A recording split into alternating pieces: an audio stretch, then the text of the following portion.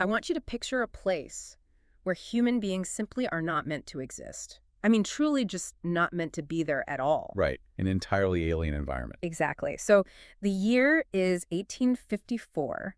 You are up in the high Arctic, and it is the dead of the polar night. Which means the sun went down months ago. Yeah, months ago.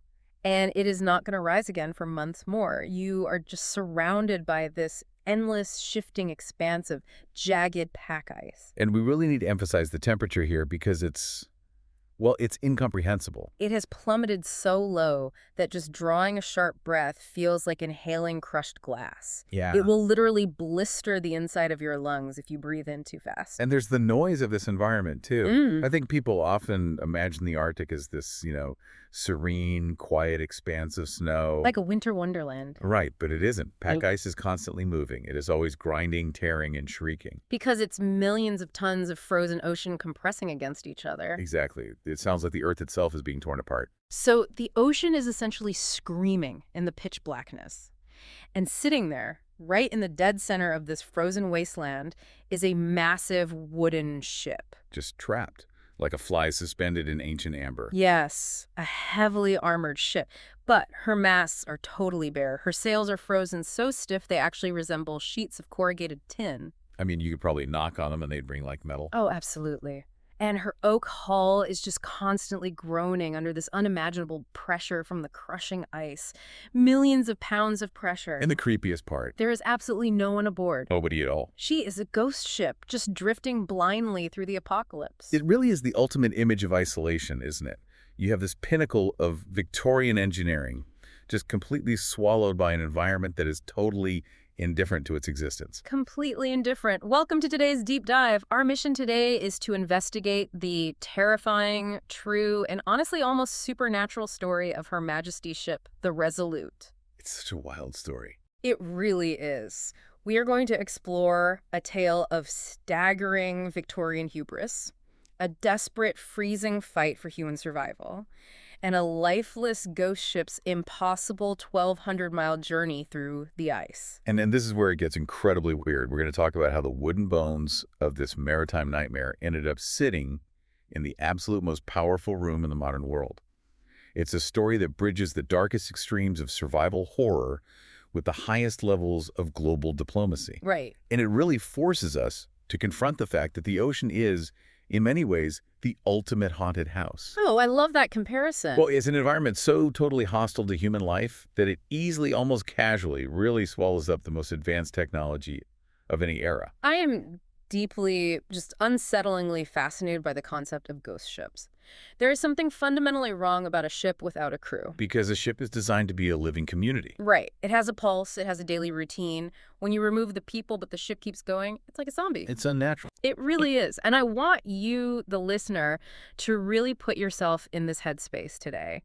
Imagine being entirely cut off from the rest of the world. No radio. No satellites, no rescue helicopters coming for you. Nothing. You are in a wooden box surrounded by a freezing black ocean that is actively, continuously trying to crush you to death. And to really understand the dread of that situation Yep. and how this ghost ship came to be, we have to start by looking at the doomed, desperate mission that sent her into that abyss in the first place. Because you don't just accidentally end up locked in the high Arctic ice. No, not at all. Yeah. You have to be driven there by a very powerful motivation. And in this case, that motivation was a morbid obsession. The British public and the Royal Navy were essentially engaged in a massive hunt for the dead. Yeah, the historical backdrop here is the infamous Franklin expedition. Right. Sir John Franklin. Exactly. In 1845, Franklin set sail from England with two spectacularly outfitted ships, the Erebus and the Terror. And a crew of 129 men, right? 129 men. Their goal was to find the Northwest Passage, which was this fabled sea route through the Arctic connecting the Atlantic and Pacific Oceans. It was basically the space race of the 19th century. That's a perfect way to put it. Finding that passage meant controlling global trade. But Franklin and his men vanished. Just completely disappeared into the ice. Without a trace. By 1848, so 3 years later, the British government and the public were facing this mounting frantic anxiety, they began sending out search fleets. And I was reading through the contemporary accounts in our sources, and the psychological nature of these search missions is incredibly dark. How so? Well, they weren't just exploring a new frontier anymore. They were looking for ghosts. I mean, the public back home in London is praying for a daring rescue, but the seasoned sailors actually going into the ice, they know the grim reality. They know the human body cannot survive out there indefinitely. Exactly. They know they were looking for frozen corpses. And our sources note some serious foreshadowing here. The mummified remains of some of Franklin's men would eventually be found on a lonely Arctic island. Having suffered unspeakably harsh conditions. Yeah. The men sailing on these subsequent search missions knew that was the likely fate awaiting them if they made a single mistake. That is the critical context here. The search for Franklin became this massive, almost obsessive crusade that ultimately cost more money and lives than the original expedition itself. Which is just crazy to think about. It is, but the British Admiralty quickly realized something terrifying. Their standard state-of-the-art warships were utterly useless in the ice. Oh, because warships are built for speed. Speed and to carry heavy cannons, so they have these relatively thin, sleek hulls. In the Arctic, a warship would be crushed like a tin can. They needed vessels that could take a catastrophic beating. Exactly. So between 1848 and 1850, the Royal Navy actually stopped using their own combat ships and went shopping for sturdy civilian merchant ships. Which I found so confusing when I was looking at the shipyard manifests. I mean, why wouldn't the greatest navy on Earth use their own cutting-edge warships? Right. It seems counterintuitive. But, as you said, they need armor, not speed. So they went and bought a civilian merchant ship called the Ptarmigan. What kind of ship was this? Well, in February 1850, they purchased the Ptarmigan, which was a bark. Now, a bark isn't defined by its size, but by its rigging. Okay, what does that mean? It's a sailing vessel with 3 or more masts, where the front masts are square-rigged, but the very back mast is fore and aft rigged. And why does that matter for the ice? The mechanics are crucial here. This specific sail configuration allows the ship to be sailed efficiently by a smaller crew, and it provides incredible maneuverability in tight spaces. Oh, because you don't want a ship that needs 50 men in the rigging just to turn around when you are navigating through shifting ice flows. Exactly. You need to be nimble. So they buy this maneuverable merchant tub, and they bring her into the Blackwall Yard, which was a famous civilian shipyard in London on the River Thames, and they spend a month completely transforming her. And they renamed her. Right, they renamed her HMS Resolute. The name itself is so telling. Resolute, unwavering, defiant. It's like they were trying to armor the ship with sheer willpower against the environment. They kind of were. But the physical retrofitting they did to this ship is what really fascinates me. It reminds me of prepping a spaceship for a deep space mission. That's a really good analogy. They weren't just getting her ready to float on water. They were getting her ready to survive in an alien atmosphere. How do you actually armor a wooden ship against an ocean of ice? The shipwrights at Blackwall Yard essentially built a ship within a ship. They installed incredibly strong, thick oak timbers across her bow and her entire hull. Just massive pieces of wood. Yeah, and they sheathed the outside in extra layers of heavy planking. This was an oak shield designed specifically to absorb the kinetic impact of ramming into pack ice. Because when an ice flow strikes the hull, you don't want the energy transferring to the internal frame and snapping the ship's spine. Exactly. You want the outer layers to absorb and distribute that shock. But beyond the structural integrity, perhaps the most crucial addition was an internal heating system. Yes. Which, when you think about it, sounds like a terrifying prospect on a wooden ship packed with thousands of pounds of gunpowder. It was incredibly dangerous. Yeah. But absolutely necessary. We have to explain the biology and thermodynamics of what happens inside a ship in the Arctic. Right, because it's not just cold outside. No. Without internal heating, the condensation from the men's breath, their sweat, and the steam from cooking simply rises to the ceiling and freezes on the interior walls of the hull. Wow. Within a few weeks, the inside of the ship becomes an ice cave. That sounds miserable. It is. The dampness sets into the men's clothing, their bedding, everything. It creates a freezing, necrotic environment where diseases like pneumonia run rampant. So how did they heat it? I mean, how do you heat a wooden box safely? They installed Sylvester's heating apparatus. It's essentially a massive iron stove situated deep in the hold, resting on stone to prevent the hull from catching fire. Okay, that makes sense. This stove-heated air that was then circulated through a network of metallic tubes running throughout the ship's decks. It meant that even when it was negative 50 degrees outside, the men below decks could exist in relative dry warmth. That is such a vital piece of technology for them. Oh, absolutely. They also gave her a very specific, almost haunting figurehead. When they carved the front of the ship, they didn't use a Greek goddess or a royal crest. No, they didn't. They carved a polar bear. It's a wonderful, morbid detail. It's almost as if they were trying to camouflage her against the hostile environment. Like, well, if we make her look like a creature of the ice, maybe the ice will spare her. It was certainly an acknowledgement of the apex predator of the domain they were entering. They were recognizing that they were no longer the masters of their domain. Yeah, they knew what they were up against. And the Resolute was immediately put to work. During her first major outing, which was the 1850 to 1851 expedition under Captain Horatio Thomas Austin, the Resolute served as the flagship for a 4-ship squadron. And during this early mission, they actually found something, didn't they? They did. They found the very first tangible traces of the doomed Franklin expedition. Oh, wow. Yeah, they were searching a desolate, completely barren piece of rock called Beachy Island, and they found Franklin's first winter camp. Imagine how eerie it must have felt for the crew of the Resolute to step onto that vast, empty wilderness of Beachy Island. It must have been chilling. You've been sailing for months, searching for a ghost fleet. You land on this gray, frozen rock. You find empty tin cans, scraps of sailcloth, an old anvil block. Just detritus left behind. Right. And then, most terrifyingly, you find 3 wooden headboards jutting out of the permafrost. 3 graves. Yeah, 3 graves. John Torrington, John Hartnell, and William Brain.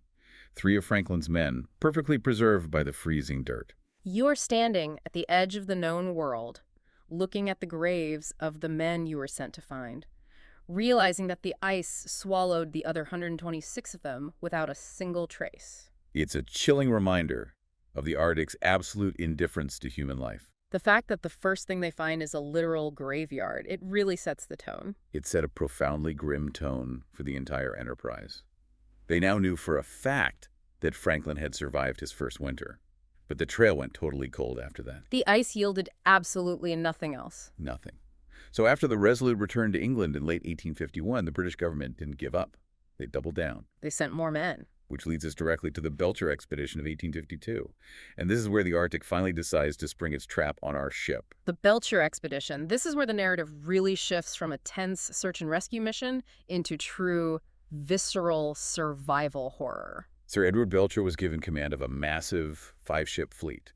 It was the largest Arctic search party ever assembled up to that point. Okay, so 5 ships. You had the Resolute, her steam-powered tender, the Intrepid, the flagship Assistance, her tender, the Pioneer, and a massive depot ship called the North Star. That is a lot of resources. It was. And Belcher's orders were highly complex.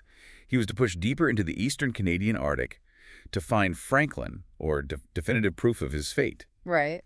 But he was also tasked with a secondary mission. He had to resupply 2 other ships, the Investigator and the Enterprise, which had entered the Arctic 2 years prior from the other side through the Bering Strait and hadn't been heard from since. Wait, let me make sure I'm wrapping my head around this. It's a search party looking for the original lost party. Yes. And now they are also looking for the other search party that got lost, looking for the original lost party. Yeah, that is exactly right. The cascading failure here is just staggering. It really emphasizes how easy it was to simply vanish out there. It highlights just how vast and impenetrable the geography was. I mean, they were sailing off the edge of the map into a labyrinth of shifting islands and frozen straits. It's basically a maze made of ice. Exactly. So in August 1852, after crossing Baffin Bay, Belcher makes a crucial tactical decision. He splits the fleet. Okay. He leaves the North Star at Beachy Island to serve as a heavily supplied base camp. He takes the Assistance and Pioneer north up the Wellington Channel, and he orders the Resolute, under the command of Captain Henry Kellett, along with the Intrepid, to head west into Viscount Melville Sound. So Captain Kellett takes the Resolute west. And eventually, the ice halts their progress. They have to set up a winter camp on the stationary land ice of Dealey Island. Right. And the following spring, in 1853, once the sun finally comes back up, Captain Kellett starts sending out sledge teams across the solid ice to search for clues. To see what they can find. And what one of these sledge teams finds is straight out of a horror novel. They find Captain Robert McClure and the HMS Investigator. This is one of the most harrowing moments in maritime history. Truly. To understand the psychological impact on the crew of the Resolute, we really have to look deeply into what the crew of the Investigator had endured. Yes, I really want to spend some time here, because this paints the exact picture of what the crew of the Resolute was terrified of becoming. It was their worst nightmare. Because the Investigator had been frozen solid in the ice since 1850. For 3 full years, they had been trapped in a wooden box. 3 Arctic winters. We cannot understate the psychological and physical devastation of that. It's hard to even imagine. A single Arctic winter was known to drive men mad. For over a year, Captain McClure had kept his men on severely reduced rations just to stretch out their inevitable starvation. I try to picture the sheer terror of that existence. You are in total pitch darkness for months at a time. The ship is constantly groaning and shrieking as the ice compresses around it. You are freezing. You are slowly starving to death. And scurvy. Yes, and scurvy is ravaging the crew. I was reading the medical accounts from our sources, and I always thought scurvy just meant like you lost your teeth and you needed an orange. That is the common misconception. But it's not that simple, is it? It's actually a complete systemic breakdown of the human body at a cellular level. It is deeply horrific. Scurvy is caused by a severe deficiency of vitamin C. But what that actually means mechanically is the cessation of collagen synthesis. Okay, collagen. Right. Collagen is the protein that acts as the glue holding your cells, your tissues, and your blood vessels together. So what happens when that stops? When your body stops producing it, you literally begin to dissolve. That is repulsive. It is. Your gums swell up, they turn black, and your teeth just fall out. Capillaries rupture under the skin, creating massive, painful black bruises all over the body. Oh my God. But perhaps the most macabre element of scurvy, and this is heavily documented in the journals of these sailors, is that old scars will suddenly break open. Wait, what? Scars from years ago? Yes. If a sailor had broken his leg 20 years prior, the bone would literally decalcify and break again inside the leg. No way. Yeah. Scars from old knife wounds or childhood injuries would just dissolve and open back up into fresh bleeding wounds, because the body could no longer hold the scar tissue together. Oh, that makes my skin crawl. The men on the Investigator were experiencing this in real time. So you were sitting in the freezing dark, listening to the ice try to crush your ship, while your own body is slowly melting from the inside out. Literally coming apart at the seams. You are watching your friends lose their minds from isolation and lose their lives from disease, and you're trapped in this claustrophobic, foul-smelling, dark, wooden prison. While right outside the hull is a frozen desert that stretches for thousands of miles. It's sensory deprivation combined with constant acute physical suffering. I cannot imagine the despair. It was absolute despair. So when the sledge team from the Resolute, led by a man named Lieutenant Bedford Pym, finally reached the Investigator in April 1853, they found a crew of walking corpses. Walking corpses? Desperate, starving men covered in sores who had completely lost all hope of ever seeing the sun again, let alone their homes. The journals of the Investigator's crew described Pym's arrival as if an angel had suddenly materialized on the ice. They couldn't believe they had actually been found. They must have thought they were hallucinating. They probably did it first. So Captain Kellett, commanding the Resolute, takes one look at the state of these men when they are brought over, and he immediately orders Captain McClure to abandon the Investigator. Right. He says, "Look, we are not waiting to see if your ship thaws out. I am pulling your men off right now." So Kellett rescues the survivors, brings them aboard his own ships, the Resolute and the Intrepid, and he prepares to flee back east before the winter comes again. And this is where the timing becomes absolutely tragic. It's so frustrating to read about. Kellett dissolves his winter camp at Dealey Island. He has an open passage of water ahead of him. He starts sailing eastward, desperately trying to outrun the closing season. And he almost makes it, right? He almost makes it to Barrow Strait. Yeah. But in August 1853, a sudden, brutal cold front hits. The jaws of the trap snap shut. Exactly. And the physics of sea ice freezing are terrifying when it happens this quickly. Because it doesn't just freeze smoothly. No. When a severe cold front drops the ambient temperature rapidly, the surface of the ocean doesn't just freeze into a nice smooth sheet of glass. Yeah. The existing pack ice, these massive flows that are floating in the water, suddenly expand as the water around them solidifies. They log together. They lock. The open passage literally freezes shut around the Resolute in a matter of hours. The ship is instantly, solidly encased. In a matter of hours. The psychological dread of this exact moment must have been mind-breaking. Think about it. Oh, absolutely. 1 second, You are the master and commander of your vessel. You are issuing orders. You are sailing. The wind is in your sails. You're going home. The next second, the ice grips your hull and your ship is no longer a vehicle. It's a building. Right. You are no longer sailing. You are a hostage to the ice. The ocean currents beneath the ice take over completely. You lose all agency. The water current beneath the ice, which in this region flows predominantly from west to east, takes hold of the entire frozen mass. So the ship is just stuck in this floating continent. Yes. The Resolute, this massive oak-armored bark, is now just a tiny speck embedded in a continent of ice. Yeah. And this entire frozen continent begins being dragged eastward at a creeping, agonizing pace of about 1.5 nautical miles a day. 1.5 miles a day. It is a slow-motion nightmare. You can't steer, you can't turn around. You just sit there day after day, listening to the ice screaming against the oak hull. Knowing that at any given moment the environmental pressure could increase. Right, and snap the ship's spine like a twig, sending you all into the black, freezing water. Kellett, who is an incredibly experienced Arctic navigator, realizes very quickly that they are not getting out. Not this year. The season is over. It's done. So for the winter of 1853 into 1854, they have absolutely no choice but to prepare the ship for the ordeal. They stow her massive sails, they take down the upper rigging, the top-gallant masts, and stow them below deck. To reduce wind resistance, I assume. Yes, and to prevent the masts from snapping under the sheer strain of the winter gales, they insulate the deck with snow, they fire up the internal heaters, and they prepare for the silence of the tomb. Which brings us to the agonizing March. We are now in the spring of 1854. A new year. The sun finally comes back above the horizon. The men who survived the winter, which now includes the traumatized, scurvy-ridden survivors of the Investigator, plus the massive crews of the Intrepid and the Resolute, they are all looking out at the ice, praying for a thaw. Just waiting for a crack in the ice. They're hoping the ice will break up and release the ship. But the thaw doesn't come. The Resolute remains solidly beset by the heavy floe ice. There is no open water in sight at all. Nothing but white. And then, in April 1854, Captain Kellett receives a direct written order from the overall expedition commander, Sir Edward Belcher, who is miles away with his own trapped ships. And this order is it's shocking. The order is simple and devastating. Abandon the Resolute, pack up your men, leave the ship behind, and march across the ice to the depot ship, the North Star. I really have to wrestle with the logic of this, because reading the sources, my modern mind was just screaming at this decision. It seems crazy, doesn't it? It really does. Isn't abandoning a reinforced, internally heated ship, packed with provisions, to walk out onto the open, jagged, frozen ocean essentially a suicide mission? It definitely sounds like one. You are leaving your only shelter. You are choosing the ice over the ship. Why would you do that? It is a phenomenal risk. And we know from the records that Captain Kellett protested the order vehemently.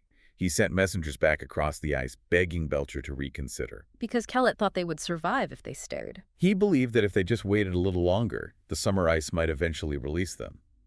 But we have to look at the grim calculus of Arctic survival that Belcher was employing. The calculus of desperation. Walk me through Belcher's mindset here. Well, Belcher is looking at a fleet that is caught in the vice. If the thaw never comes, and there is absolutely no guarantee it will, and they are forced to spend another winter trapped in the ice, they will run out of coal for the heaters. Oh, right. They will run out of fresh food. The men will rapidly succumb to scurvy and exposure. And Belcher knows exactly what happened to Franklin. Exactly. He knows what happened to Franklin. He knows what almost happened to the men of the Investigator.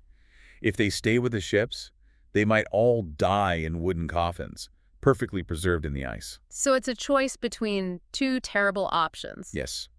If they abandon the ships and march across the pack ice to the depot ship at Beechy Island, many might die of exposure, falling into crevasses or exhaustion, but at least they were moving toward a guaranteed supply cache and potential rescue. He is choosing a hazardous, active attempt at survival over a passive, slow death. Precisely. So Kellett, despite his profound professional and personal protests, obeys his commanding officer. He has no choice. And this leads to one of the most eerie scenes in the entire saga. Prepping the mausoleum. Yes, they didn't just panic, grab their bags, and run over the side of the ship. No, the Royal Navy of the Victorian era was highly regimented. They prepared the Resolute, as if they were simply closing up a summer house for the season. It is so meticulous, it's deeply creepy to read about. They carefully stowed the sails, they coiled the ropes in perfect, neat little English circles on the deck. Everything in its right place? They battened down and closed the hatches. They left the scientific instruments carefully packed away in the boxes. They left the extensive library of books. They even left the glasses and decanters of liquor sitting perfectly arranged on the captain's table in the cabin. It was as if they fully expected to walk back through the door the very next day. It speaks to the intense discipline of the Victorian sailor, of course. But psychologically, I think it points to the profound denial required to survive such a traumatic event. How do you mean? Well, if you trash the ship, or if you admit you are abandoning it to be crushed by the ice forever, you are admitting absolute defeat. You are acknowledging the powerlessness of your situation. By leaving the ship in pristine, orderly condition, you maintain a sliver of hope. You exert order over chaos. It's a coping mechanism against the existential dread of the Arctic. That makes a lot of sense. Then comes the Death March, May 1854. Imagine the human experience of this moment. You have this massive, exhausted, terrified crew. Many of them already sick. Right. Some of these men, the ones from the Investigator, haven't walked on solid ground or seen a tree in 4 years. They step off the relative safety of the Resolute. They step down onto the chaotic, jagged pack ice, and they begin to walk. It is brutal. They are dragging incredibly heavy wooden sledges loaded with whatever meager supplies, tents, and sick men they can carry. Dragging other human beings on sleds. And we need to be clear about the terrain here. Sea ice is not smooth like a skating rink. It's not flat. No. When the floes collide, they buckle upward, creating pressure ridges that are essentially walls of jagged ice, sometimes 30 or 40 feet high. So they aren't just walking, they are climbing over icy rubble. Constantly. Hauling heavy sledges over sheer blocks of ice, interspersed with hidden, snow-covered crevasses that drop straight into the freezing ocean. One wrong step and you're gone. And wading through freezing meltwater pools as the sun beats down. And the blinding glare of the sun on the ice, the snow blindness must have been agonizing, the frostbite on their faces and hands. It was a nightmare march. They are undertaking a hard, brutal march across this alien landscape for days on end to reach Beachy Island. And this wasn't an isolated incident. Belcher didn't just order the Resolute abandoned. He ordered almost everyone to abandon ship. Right. Belcher ultimately ordered the abandonment of 4 of his 5 ships. The Resolute, her steam tender, the Intrepid, his own flagship, the Assistance, and her tender, the Pioneer. 4 ships left to the ice. It was an unmitigated catastrophe for the Royal Navy. The sheer scale of the disaster is hard to overstate. The hubris of the British Empire, the greatest naval and industrial power on the planet, utterly humiliated and crushed by the Arctic Ocean. Just completely beaten. They had to pile all the survivors from these 4 abandoned ships, plus the starving survivors of the Investigator, onto the single remaining depot ship, the North Star. And 2 smaller relief ships that miraculously arrived just in time. And they fled back to England. The fallout was massive. When they arrived back in Britain, Belcher's was immediately court-martialed for abandoning Her Majesty's ships. Because you can't just leave 4 ships behind without consequence. Right. He was ultimately acquitted because his orders gave him broad, discretionary powers to preserve the lives of his men, but his reputation was completely ruined. He never received another active command. And the British government, meanwhile, they just cut their losses. They formally announced via the London Gazette that the abandoned ships technically remained Her Majesty's property, but they made absolutely zero attempt to launch a salvage mission. None at all. They just wrote them off. They abandoned them to the ice. They assumed the ships were already doomed. The prevailing logic among the Admiralty was that the relentless pressure of the ice would inevitably crush the wooden hulls to splinters and send the wreckage straight to the bottom of the sea. And here is where the narrative pivots from human survival into something almost supernatural. With the humans gone, the Resolute begins her true horror story. This is my favorite part of the story. It's so creepy. This is where she transforms from a tragic naval vessel into a literal ghost ship, a lifeless wooden entity navigating the deadliest environment on Earth entirely alone. This is where the story shifts from a documented human ordeal into a maritime anomaly that defies physics and logic. I want to really dig into the eerie reality of what happens next, because for 16 months, a full year and 4 months, not a single human foot treads the deck of the Resolute. Complete isolation. During that time, locked in her frozen tomb, The ship drifts 1,200 miles through a wilderness of waters. To put that scale into perspective, 1,200 miles is roughly the distance from New York City down to Miami. But the Resolute didn't sail that distance. She had no crew. Her sails were stowed. She was carried entirely by the shifting pack ice, drifting blindly through vacant Melville Sound into the narrow choke point of Barrow Strait, through Lancaster Sound, and eventually spilling out into the vast expanse of Baffin Bay. What's fascinating to me here is the sheer, incomprehensible violence of the Arctic pack ice. Ice in these narrow straits regularly shatters well-designed hulls. Oh, all the time. I've read accounts where ice literally lifts ships out of the water and drops them, or squeezes them until the internal oak beams explode like shrapnel. How on earth does a wooden ship survive that unguided? We have to talk about the physical mechanics of ice pressure here. The pressure ridges that form when ice floes collide exert millions of pounds of lateral force. Sideways pressure. Right. If a ship's hull is straight up and down, like a box, the ice will simply crush it inward until it implodes. Like stepping on an empty soda can. Exactly. But the shipwrights at Blackwell Yard had given the Resolute a specifically rounded, incredibly thick underbelly. Okay, so a bowl shape. Yes. When the ice began to squeeze the Resolute, the shape of the hull forced the ship to be squeezed upward. Oh, I see. It lifted it out of the direct line of crushing pressure, rather than taking the full lateral force. So it was essentially popping out of the ice like a slippery watermelon seed being squeezed between your fingers. That's a perfect visual, yes. But even with that design, the fact that the Resolute survived an unguided drift through the most treacherous, grinding ice choke points in the Canadian Arctic places where massive icebergs are violently smashing together is mathematically highly improbable. It's insane. Paint a mental image for yourself of this ghost ship during those 16 months. Imagine being a fly on the wall in the captain's cabin. You are completely alone. In the pitch dark. The agonizing groaning of the oak timbers as the ice constantly squeezes and releases them. The deafening explosive cracks of the ice floes colliding in the dark outside. The howling of the wind through the bare, shattered rigging. And the total suffocating darkness of the Arctic winter. For months on end, pitch blackness inside and outside the ship. Just a dead wooden shell carrying a cargo of perfectly stowed Victorian artifacts through the abyss. It is a profoundly haunting image. The ship becomes a time capsule.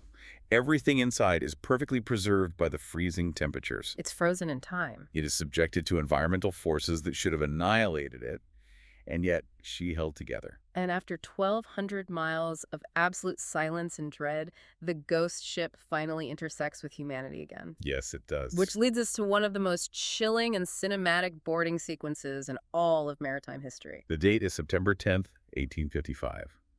We are now in Baffin Bay, off the coast of Cape Walsingham, near Baffin Island. The American whaling ship George Henry, commanded by a tough, pragmatic man named Captain James Buddington, is navigating the ice floes. Just doing their normal whaling routine. Right. Buddington is scanning the horizon with his glass, looking for the telltale spout of a bowhead whale, when he spots something entirely wrong on the horizon. Out of place. Trapped in a massive ice floe, standing out starkly against the glaring white landscape, is a black, shattered ship. At first, Buddington and his crew couldn't believe what they were seeing. I mean, a massive British naval bark, completely abandoned, hundreds of miles from where any naval expedition was known to be operating. Imagine the approach.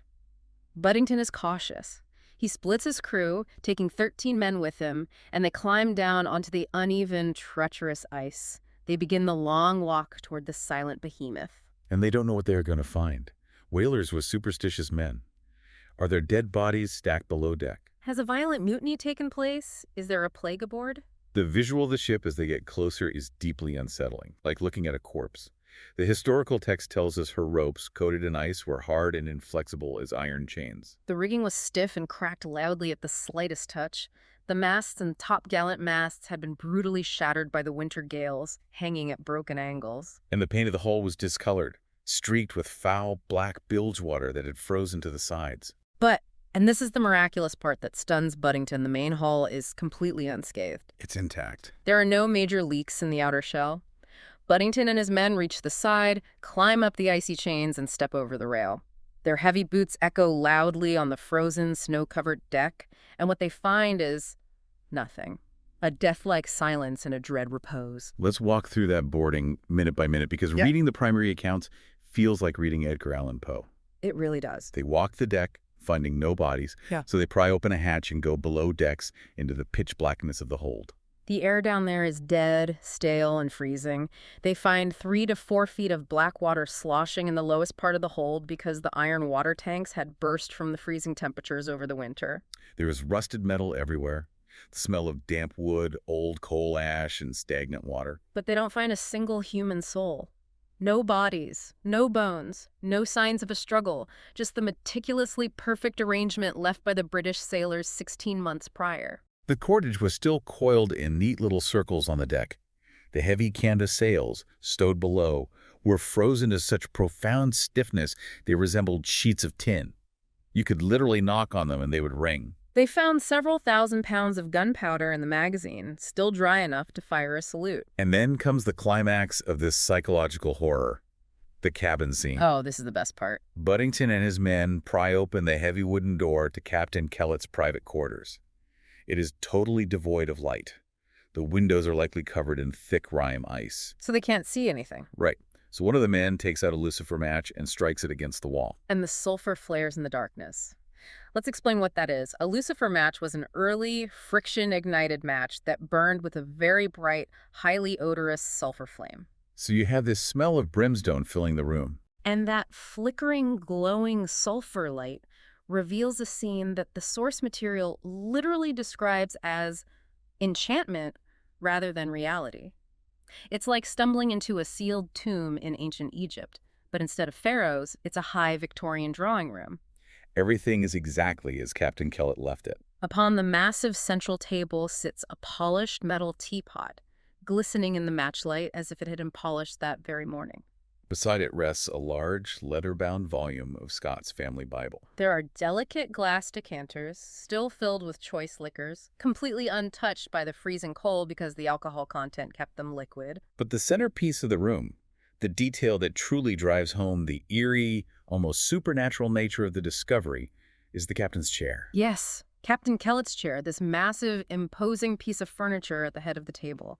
Draped over it, carefully covering the seat, is the royal flag of Great Britain. The source notes it was placed there as if to protect the seat from vulgar occupation. It's as if the ghost of the captain was still sitting there, demanding respect from the empty room. It creates this overwhelming sense of a ship that is not dead, but only sleeping, waiting for its masters to return. The men of the George Henry were whalers. They were tough, pragmatic men used to the brutal slaughter of whales, to blood and blubber and violence. But this pristine, frozen tomb deeply unsettled them. It was too quiet, too perfect. I think you pointed out earlier the most haunting detail of all in this entire boarding sequence. I did. It's found up on the deck at the ship's pilot wheel. In a ship totally devoid of men, adrift in a savage, freezing solitude where man might never be again, there is a stern naval proclamation etched deeply into the brass ring around the wheel. What does it say? It reads, "England expects that every man will do his duty." That is just horrifying. This inanimate brass wheel making its silent, unyielding demand to the empty, freezing air day after day for a year and a half, do your duty, while the ice crushes the hull and the darkness swallows the world. It is the ultimate symbol of the British Empire's stiff upper lip insanity, clashing with the brutal, uncaring reality of nature. It's a profound irony. The men abandoned the ship to save themselves, but the ship itself, the ship did its duty. It survived the impossible. So Buddington is standing on the deck of this pristine, frozen time capsule, but he's a pragmatist. He's a whaler. He's not going to just leave a fully intact, heavily armored Royal Navy ship sitting there. No way. He realizes the ultimate prize isn't whale oil anymore, it's the ship itself. The salvage rights on a vessel like this would be astronomical. But how does he even begin to pilot a zombie ship with shattered rigging out of the ice? He has to be incredibly patient. Buddington actually takes up quarters on the Resolute with a skeleton crew and waits. He just lives on the ghost ship. He waits for the late summer thaw to finally soften the ice floe trapping them.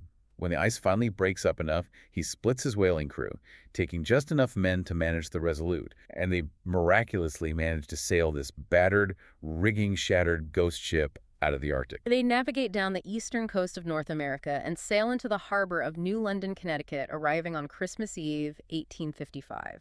A Christmas miracle for a ghost ship. The news immediately spreads like wildfire across the country. An American whaler has salvaged the Queen's lost Arctic explorer. And this sparks a fascinating political maneuver because the timing of this discovery is highly politically sensitive. Yes, the diplomatic aftermath is crucial to understand. We are in 1855. Relations between the United States and Great Britain were highly strained. What were they fighting about? There were disputes over fishing rights, border tensions in the Pacific Northwest, and general friction regarding British recruiting in the U.S. for the Crimean War. Okay, so a lot of tension. This ship presented a unique, serendipitous opportunity for a grand diplomatic gesture to smooth things over. Senator James Mason of Virginia, alongside a wealthy New York merchant named Henry Grinnell, who, it's worth noting, had personally funded previous American search expeditions for Franklin, proposed a bill in Congress. They want the United States government to essentially buy the ship from the whalers who salvaged her. Exactly. Congress appropriates $40,000, which was a massive sum of money at the time, to purchase the Resolute from Captain Buddington and his crew, clearing all salvage claims. And the U.S. government doesn't just buy it to hand it back as a battered wreck. They decide to completely obsessively restore it. And the refit they do at the Brooklyn Navy Yard is almost as creepy as the ghost ship itself because of the level of perfection they aim for. They didn't just fix the mast, patch the leaks, and paint the hull.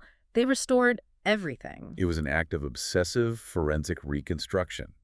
The American shipwrights and artisans dried and meticulously repaired the water-damaged books in the captain's library. Wow. They restored the framed pictures hanging in the cabin. They repaired the delicate musical instruments left behind by the British officers. They even manufactured brand new British royal flags right there in the Brooklyn Navy Yard to replace the ones that had rotted away while the ship was adrift. They wanted the ship to look precisely as it did the morning Captain Kellett was forced to abandon her. It's almost like they were trying to erase the trauma of the ghost voyage from existence. They were turning back the clock. It was a monumental effort of goodwill. And in December 1856, Commander Henry J. Hartstein of the United States Navy sails her across the Atlantic to England. On December 16th, they formally present the Resolute to Queen Victoria herself at East Cowes. It was a massive media event, heavily covered by the press on both sides of the Atlantic, and it served as a profound token of international goodwill that significantly eased tensions between the two nations. Now, Lady Jane Franklin, Sir John's widow, who was relentless in her advocacy, actually hoped the newly pristine Resolute would be immediately sent right back into the ice to keep looking for her husband. But the British government finally said no. By this time, evidence found by another explorer, John Ray, had proven beyond a reasonable doubt that Franklin's crew was entirely dead, having suffered unimaginable horrors, including documented cannibalism in their final, desperate days. The government had lost enough men and money. They declined to send the Resolute back into the maw of the Arctic. So she never left home waters again. She served out her days quietly as a supply vessel in the Royal Navy and was eventually retired in order to be broken up in 1879. But that is not the end of her story. And this is where the Resolute achieves her final, truly bizarre immortality. The physical body of the ship is destroyed, but her bones are salvaged. Queen Victoria had not forgotten the grand gesture made by the Americans decades prior. When the Resolute was dismantled for timber, the British government ordered skilled cabinet makers at the joiner's shop of the Chatham Dockyard to craft at least 4 extraordinary pieces of furniture from her thick oak timbers. The Resolute desks. Yes. They made a smaller lady's desk, known as the Grinnell desk, which was presented to the widow of Henry Grinnell in 1880 as thanks for his financial contributions to the Franklin search. And that desk is now sitting in a whaling museum in New Bedford, Massachusetts. They also made a beautiful writing table for Queen Victoria herself, which remains in the royal collection to this day. But the masterpiece, the absolute crown jewel of this salvaged ghost wood. A massive, intricately carved partner's desk. In 1880, this desk was shipped back across the Atlantic and presented to U.S. President Rutherford B. Hayes as a permanent physical monument to the rescue and return of the ship. Let's just do a cinematic juxtaposition here because the reality of this completely blows my mind. The Resolute desk. It has been used in the Oval Office by almost every modern American president. John F. Kennedy, Ronald Reagan, Barack Obama. Think about the Oval Office. It is the epicenter of global power. It is a room of calculated, rational decisions, bright lights, Secret Service agents, and absolute controlled authority. And sitting right in the middle of that room, literally grounding the President of the United States, is a piece of wood that was subjected to the most uncontrolled, chaotic, and terrifying environment on Earth. It perfectly synthesizes the themes of this entire deep dive. Picture it. The president sits with his hands resting on oak that was violently crushed by Arctic pack ice, wood that was soaked in black, freezing, foul-smelling bilge water. Wood that absorbed the absolute terrifying darkness of a 16-month drift through a frozen wasteland where no human was meant to survive. The most powerful person on the planet is doing their daily paperwork on the bones of a ghost ship. The story of the Resolute is fundamentally a story about the terrifying vulnerability of human beings when faced with the raw power of the sea. It exposes the sheer hubris of the Victorian era, the absolute arrogance of believing that thick oak and brass naval proclamations could somehow conquer nature. But simultaneously, it highlights the incredible, almost supernatural resilience of this one specific vessel. It is a reminder to all of us, to you listening right now, safe and warm wherever you are, of the sheer, incomprehensible scale of the ocean. The ocean is ancient, it is indifferent, and it can turn a marvel of modern engineering into a freezing, floating tomb in the blink of an eye. The Resolute survived because the ice decided to let it survive, Yeah. not because of the men who built it, and certainly not because of the men who abandoned it. So I want to leave you with a final provocative thought to mull over today. Wood is an organic material. It breathes, it expands, it absorbs the environment around it on a cellular level. It holds history. When a modern president sits at the Resolute desk, entirely alone in the Oval Office, to make a world-altering decision in the dead of night, when the room is perfectly quiet, does that ancient oak still hold the chilling, absolute silence of the 16 months it spent drifting alone in the Arctic abyss? Does the ghost ship still whisper to the seat of power? Something to think about the next time you see a picture of the Oval Office on the news. We will see you on the next Deep Dive.